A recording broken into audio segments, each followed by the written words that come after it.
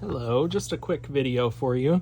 Since I'm out in the studio, I turned on the camera. This is a gorgeous, gorgeous mask made by Barbara Shorty Watkins, Shorty for short, that everybody knows as one of the administrators on Fusing 101, the Facebook group. And Shorty had made a whole variety of gorgeous masks and sent me this one as a gift, and isn't it amazing?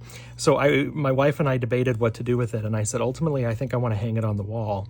But, you know, it was slumped over a form, and there's nothing here in which to hang it with. And so I dug around in the studio and kind of debated how I could do this, and I thought I could maybe look around on Amazon or something, but then I decided on my own solution here, which is I have these glass bales.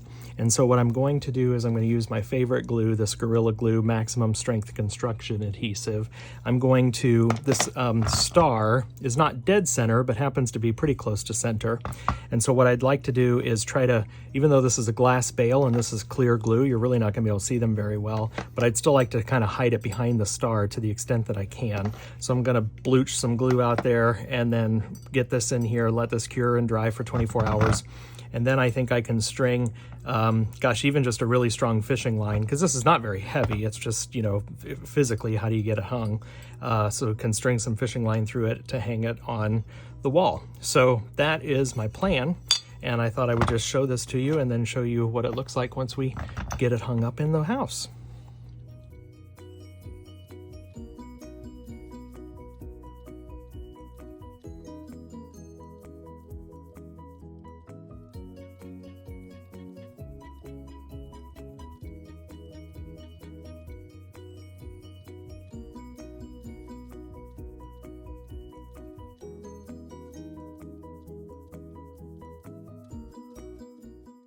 All right, there we go.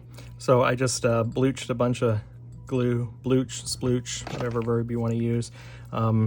Isn't this nice? This is a little tube squeezer, so that makes that super easy to make sure that you're getting all the product out of this tube.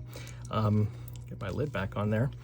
So I did a pretty hefty dot of that and then just pressed this right down into that. This stuff cures over 24 hours and it holds super well, and my bales are super strong, so I'm not worried about those. Like I said, this isn't a lot of weight, so you can barely see that through there, and that's going to be a really good solution. So I'm just going to let this cure and then I'm going to get it hung up.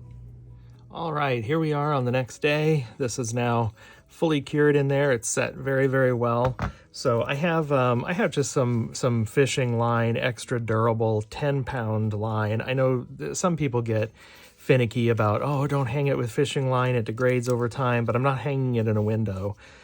This is 10-pound line. This is not anywhere near that.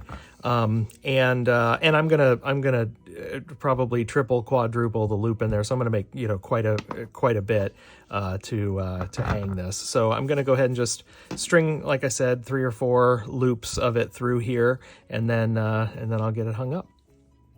Okay, so I ended up going with 5 wraps around this, and then I just put a little tape on there to kind of keep them all together for me, so I wasn't driving myself crazy when it came time to try to hang this.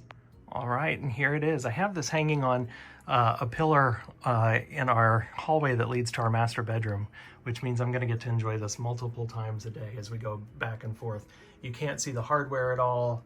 You can barely see that string in there. Only if you're looking for it. It really just looks like it's floating on the wall. So thank you, Shorty. You're such a gem. Really appreciate you sending this to us, and I am going to absolutely love it. Catch y'all later. Bye-bye.